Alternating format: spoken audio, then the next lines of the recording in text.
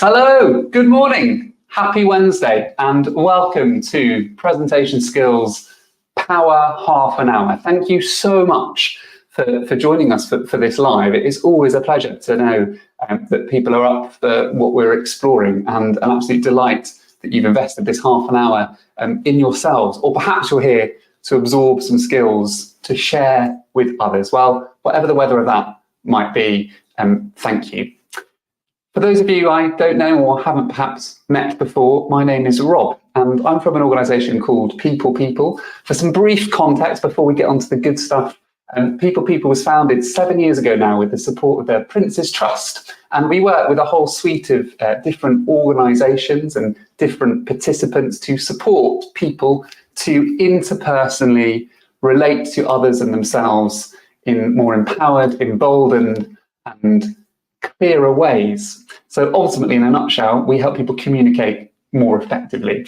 And we approach our work with a particular methodology that fuses three core principles and areas. The first is that many moons ago, before my sins, I went to drama school and I trained as an actor. And whilst I was training, I noticed many of my peers, my course mates and dear friends, really evolving over that 3-year process. They moved from rigidity to being on stage and being like, to be or not to be, whether it's nobler in the mind, to really flexible and agile communicators and bringing stories to life in a real autonomous fashion. And I became really fascinated by what they picked up over those 3 years, what made one actor more impactful than another. And I came to realise it was a whole suite of things that people were doing on stage with their voices and their body language, and if the words weren't written for them, their language, and how all of those things came together. And also a set of things they were doing off stage to navigate their beings and their mindsets towards a place that was empowering and safe for them.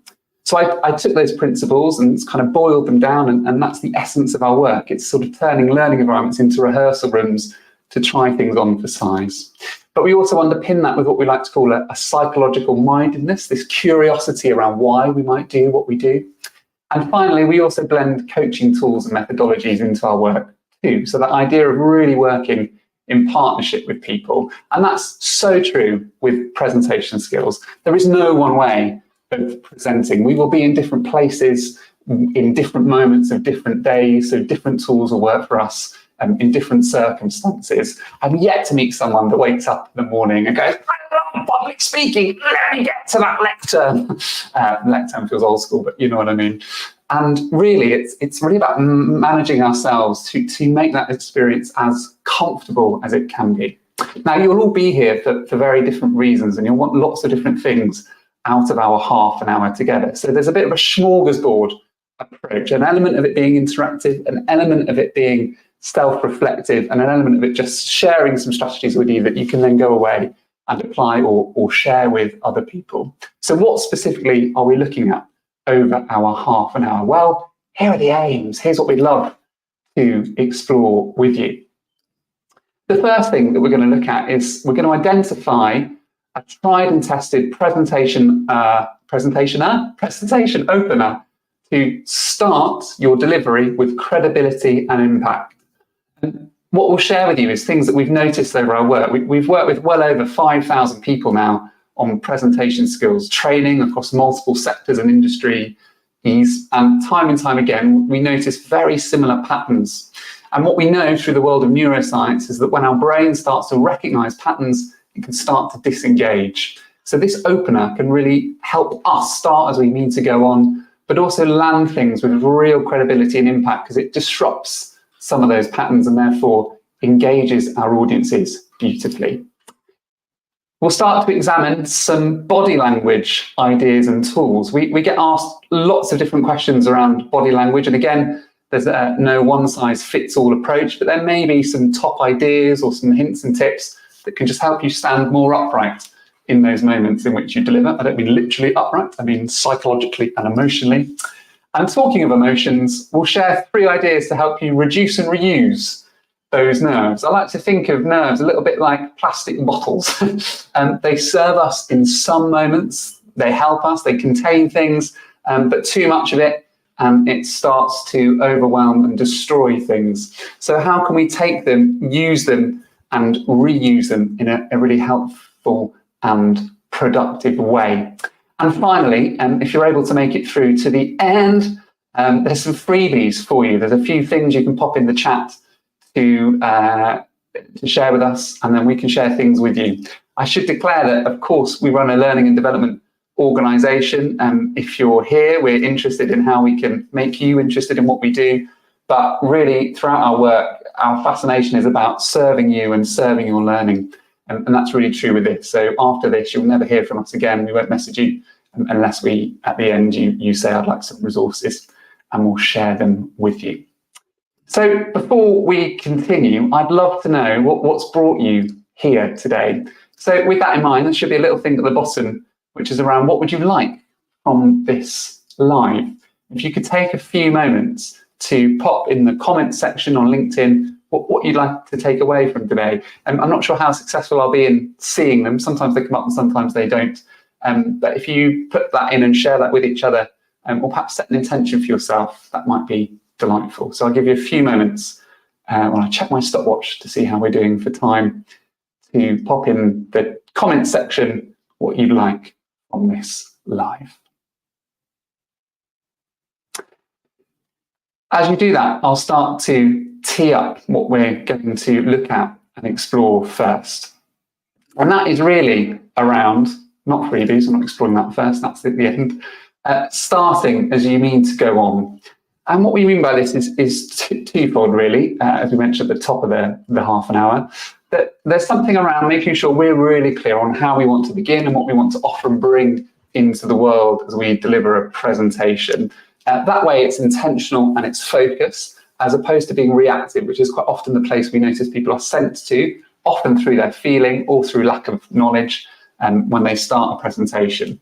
So to help us get into this, there's a few things perhaps that I'd like to share with you that we have noticed in our work and the kind of patterns that may not serve us. And we don't really want to call these don'ts, because sometimes we do just need to do these to get through things as easy as we can. But these are kind of the things that can start to disrupt, we think, or damage our credibility. So the first is about warming up into it. So often we see, I'm going to get up for this, so if you don't mind me, we see people, let's imagine this is our screen over here, and we see people getting their stuff together, doing lots of tells that they're getting ready to go, lots of fiddling and fidgeting, checking screens, getting ready to go, and then they might start. Of course, we need to get everything set up, but there's an often leakage of how we're feeling in the act of doing that. So how can we make sure we are as prepared as we can be? This live took me about 2 hours to get ready for. We don't have that time, of course, at work or face-to-face or on a virtual call, or we're just seeing the room we're delivering in. But there's how much can we be really certain about what we're doing so that we're up, we've leveled, and we've just taken a moment before we speak. So we can do all of that stuff, do all the prep, and then deliver. Once people have done that warm-up act, we often notice that people start with what we call some kind of salutation, some kind of, all right, good morning, everyone, hello, or good afternoon, or good to see you. Because most people start with that, it becomes a little overdone, we would say. 97% of the time, people will start with a salutation in our experience. And of course, it's nice to say good morning to people, but people know it's morning or afternoon. It's another warm-up. It's a ritualistic act for us to feel slightly better in ourselves, which we need to do, but we'll come on to that in nerve management, and there might be other ways to do that. Then often, once people say a salutation, we notice another pattern that people fall into is then introducing ourselves if we don't know the audience and our topic, or just our topic. So we get a bit of a warm-up act, getting things together. Hello, good morning.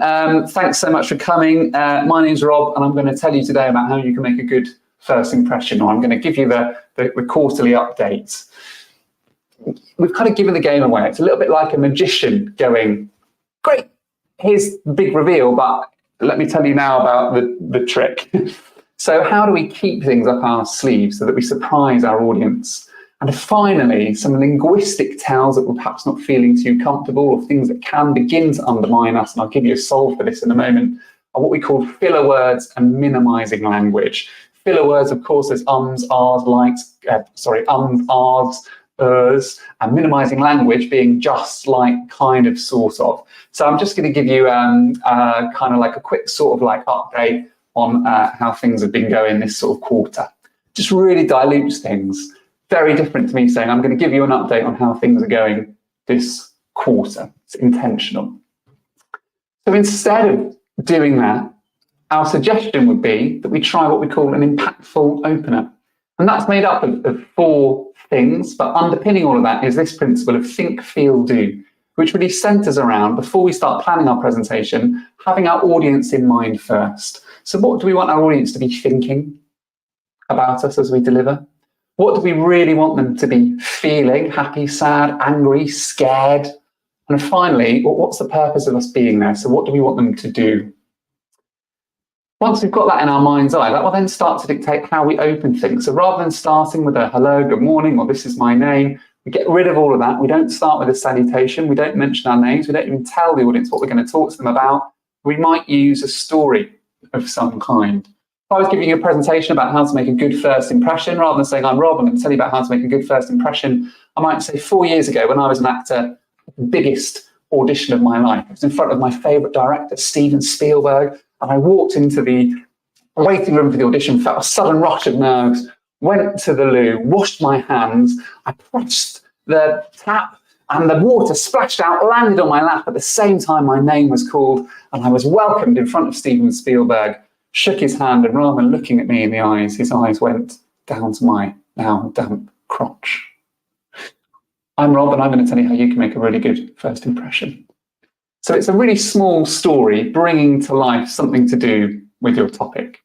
You might want to weave in some what we call rhetorical devices too. There's a whole suite of these, list of 3, rhetorical questions, contrasts, but how can you use that in a way that really serves your delivery? So again, for example, using this first impression, if I was just using rhetorical devices, I might ask you a rhetorical question and answer it in a list of 3. So what am I here to talk to you about today? Well, I'm not here to talk to you about the importance of turning up on time. I'm not here to talk to you today about making sure you appear well groomed, but what I am here to do is talk to you today about how you can make a stunning first impression. Rhetorical question, list of 3, instantly changes the feel of that initial opener. You could also use what we call a theme or a concept scheme. A very famous example of this is Martin Luther King Jr.'s I Had a Dream speech. And finally, you could use what we call an unintroduced. That's some kind of prop of some kind. Again, a first impressions example might be, in front of your very eyes, I hold something up to the camera. And as I do that, you might be wondering, what on earth is that? It's kind of brown, looks quite solid. As you turn it around, it's got some kind of bumpy moss on it. Well, actually, what this is a very multifaceted stick. And much like a stick, as human beings, we have many sides and many angles of us, and we can often choose how our internal worlds can come across to those around us. You know, I've made it up, could be better. But there's something in going, okay, how do I use a prop or something? I don't say, okay, I've got a stick here and that relates to my presentation. It's a creative way in to us talking about how we might like to present. So once we've done that, once we've set up everything we might need to on the screen, if we're using one or if once we're in the space, we take a beat and then we start to begin our opener. We have a full structure after this. Of course, you don't say your name here, as I mentioned, but then we might need to introduce ourselves. So how we do that with credibility is on a list we can send you after this. But just starting without your name, without your topic, without a good morning, without any fiddling or ums and ahs, will really land things with impact. Think of it in theatrical terms as your first entrance from centre stage or stage right.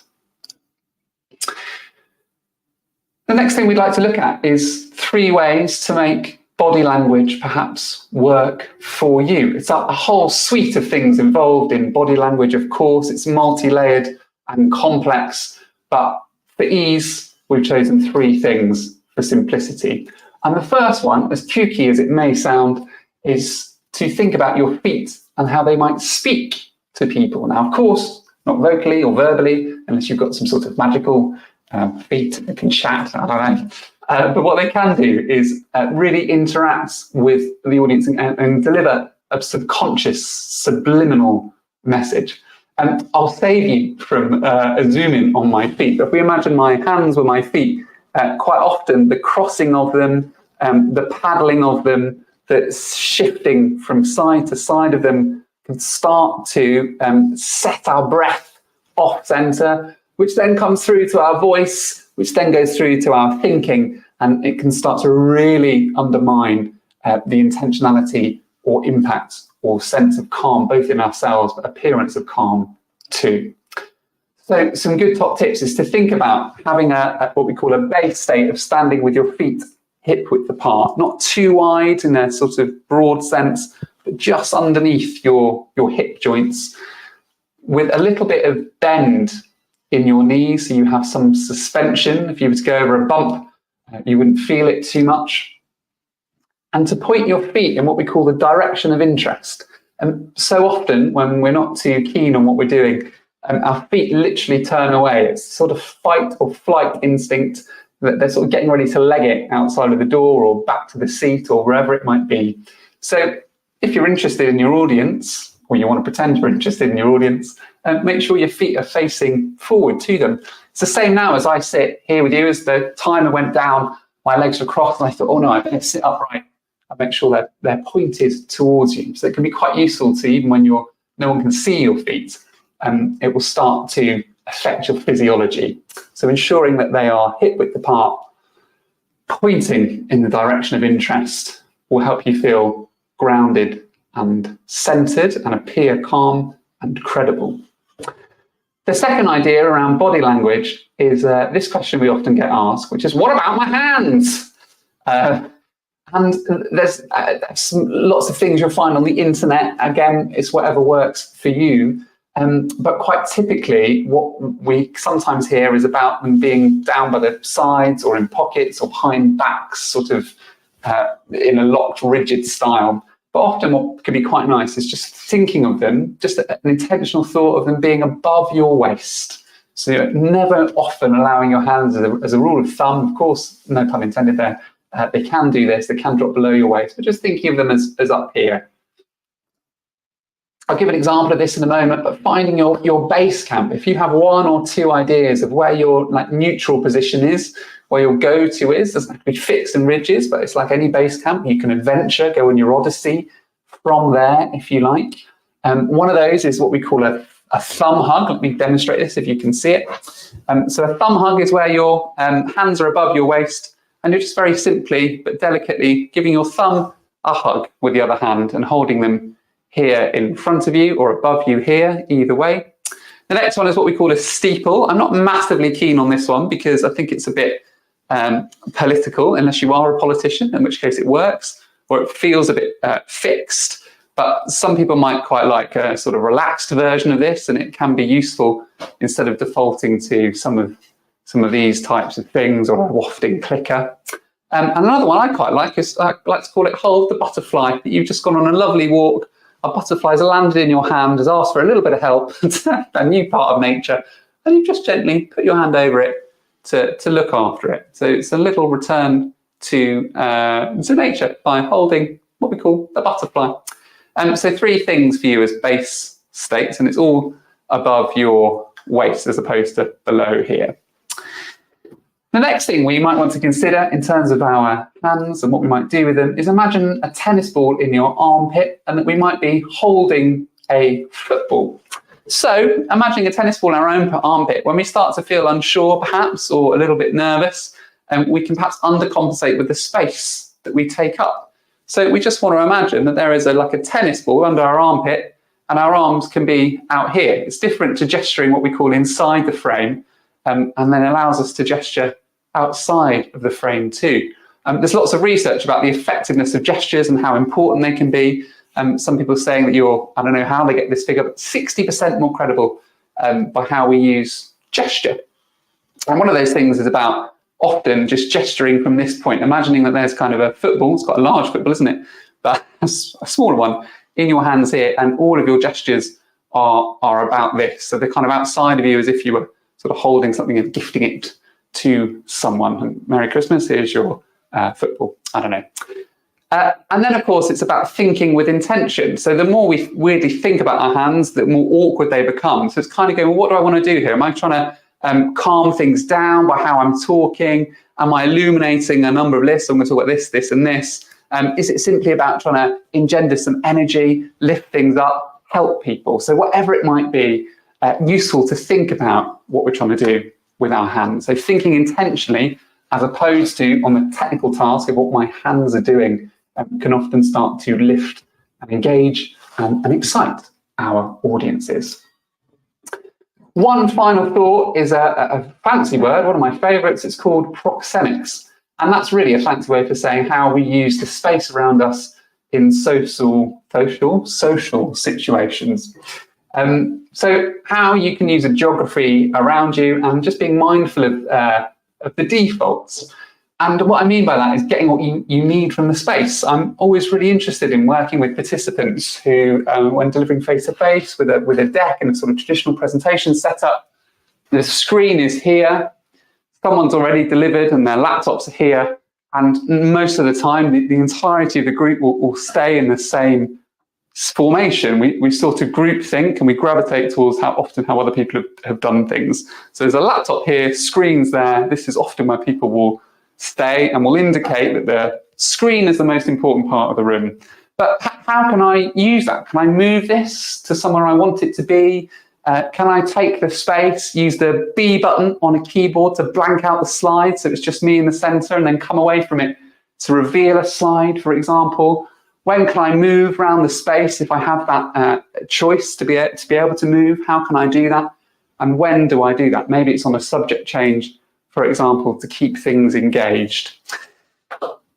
So it's around getting what we need from the space, and a lot of that is around how it's set up. So just making sure that we're really comfortable with the setup and the geography of the room, and not often defaulting to things about, well, that I have to stand there because that's where the laptop is, or how can we move around and how can we get back to the laptop for the next slide change? The same applies in a virtual space. If we're on Teams, you're seeing a lot of my slides now. So if I did this, my face is now, some would say, far too large in your faces as you watch this.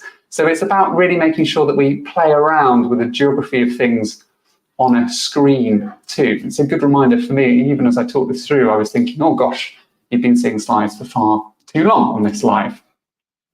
So anything that adds variety but is also congruent, matches what you're saying, works too. We spoke about the centre. It's often the most important part of the space.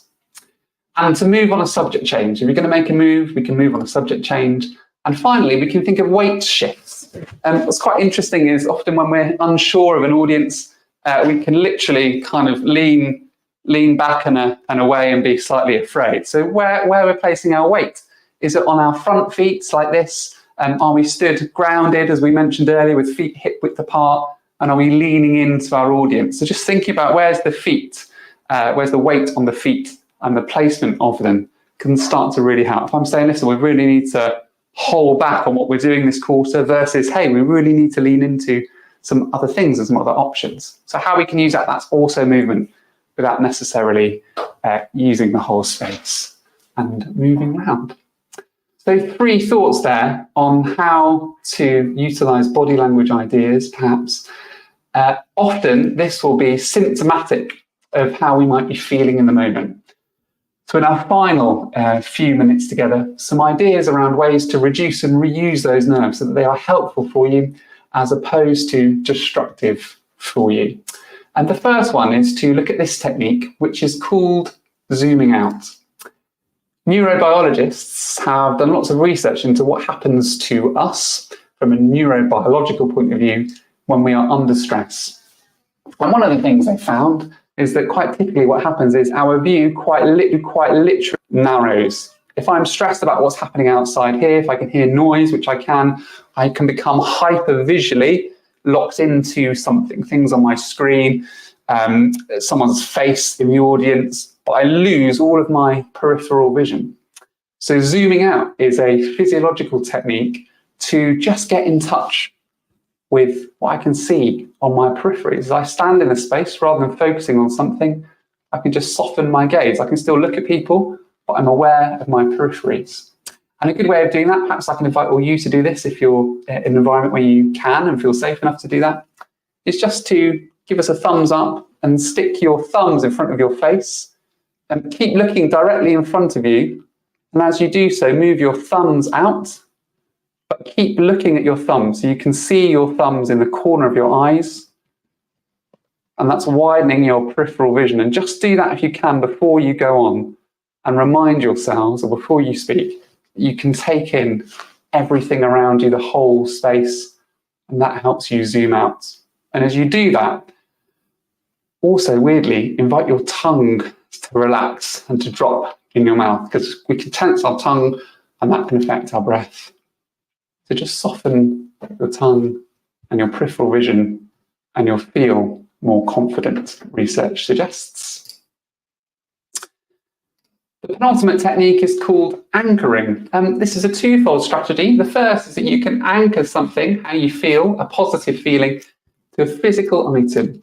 I went on holiday recently, very lucky to go away, and there was a lovely market I went to, and they were selling kind of like little crystal bracelets that I might not always wear, but I suddenly linked that lovely sunny experience and the calm I felt in that moment, and reading about the crystals, believe in them as you may or may not, but just something that anchors it to you. And I might just put that in my pocket as a reminder that I might want to feel calmer. And there's also a technique called anchoring from the world of neuro-linguistic programming, which before you deliver or you present involves closing your eyes, thinking about a time where you felt most confident, calling that back, and then physically anchoring it to a gesture or a sensation like squeezing your thumb and your index finger together, so that then when you go on to deliver, you squeeze your thumb and your index finger together, and part of that positive feeling comes rushing back to you. And finally, actioning. This is a tool directly from the world of theatre, and the principle is that actors will take the lines that they speak, and each one will have an action applied to it. And an action is phrased, I, something, you. And in that something box, we place a transitive verb, a sort of doing verb that we can action on someone else. So I charm you, I excite you, I engage you, I shock you, I jolt you, I probe you, I prod you, I can't say I explore you, that doesn't work, but I engage you, whatever it might be. And just to think that in your mind's eye before you speak. That takes the focus off, oh my gosh, what am I doing with my hands? What am I saying? Is the tech going to work? To being intentional, going back to that think, feel, do that we spoke about with your audience earlier. So to really consider, okay, I warm you, I charm you, and then to speak. And often if we have a free voice and a free body, we can speak, and that intentionality will move through us. And because our focus becomes on the other, e.g. the audience, we are less likely to feel nervous. So 3 techniques for you to try as you like. The sad things about nerves are that we need them. They are useful for us. We need a certain level of uncertainty to prepare for things properly and to motivate us to do well. Too much of them, of course, and it tips the curve and starts to affect the taste of what we do for ourselves and makes things really unpleasurable. So they can go really deep, those tentacles. So none of this work is designed to just fix that in a moment, but just to be moments or some strategies that help us stand upright. And interestingly, I think the physiological that we looked at, body language too, can also help us reset. The more that feedback loop happens and we feel unsure, our bodies manifest that symptomatically as paddling or shifting or heightened breath. The more we reset that, the easier that is to do. And there's tons of exercises that can help us with that. So in summary, in my final 5 seconds that I have with you in this half-an-hour slot, this is what we've looked at. We've looked at those openers, how we can disrupt the usual patterns to things that are more exciting and engaging for an audience. We can think about where our feet are placed in the space in terms of making sure that they are hip width apart and focused in the direction of interest.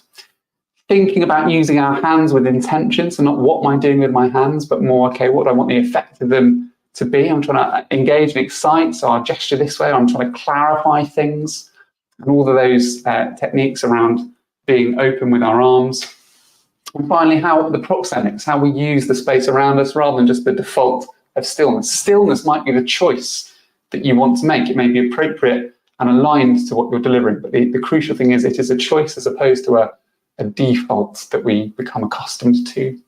And finally, a handful of nerve management ideas, zooming out using our peripherals. And there's also other psychological strategies around zooming out, sort of self-talking in the third person and visualizations. All of that stuff helps to, I suppose, give context to the moment in which we're delivering. Anchoring, either from an NLP point of view or some kind of item that you have with you that you associate with something confident and positivity driven. And finally, actioning, the I something you technique. Lots of information to share with you, and thank you if you're still with us. I hope useful. And with that in mind, it would be lovely to know what has been, if you're still with us, of most interest to you. So taking a moment, it seems I can't see the comments, unfortunately, but I will catch up with them afterwards. So if you had a moment to share whilst I wrap up, it would be lovely just to know what was of most interest to you, what has stayed with you and has engaged you, what you might move forward with. So I invite you to share that now. Thank you. And as you do so, I mentioned some freebies. If you're still here, huzzah, you made it through the rain. So here's some thoughts. We'd love to be able to share some further resources with you. We have a whole kind of like impact checklist, wholesome structural techniques, a whole playbook for you too. It goes into more detail about some of those techniques and strategies we've explored, as well as some further things you might want to do to help yourselves or others as you or they present. So if that's of interest to you, if you write presentations in the, I've said chat, but in the comments of LinkedIn, we'll then, by the end of today, have followed up with you on LinkedIn. We'll need to be connected, and so I'll send you a connection request if we're not. And I'll just send you some resources, and then shall never darken your doors again. And if you'd like more information about our offering and the presentation skills courses we offer, pop the word yes in, and we'll send you a brochure and a bit of a list of what we do, both course-wise for groups in organisations across many sectors, but also one-to-one coaching. Can't reiterate enough that if you don't put that in, then I won't bother you. And thank you so much for coming. That is indeed it from me. I hope and I trust useful. Enjoy the rest of your Wednesdays. I've been Rob from People. Take care, look after yourselves, go well.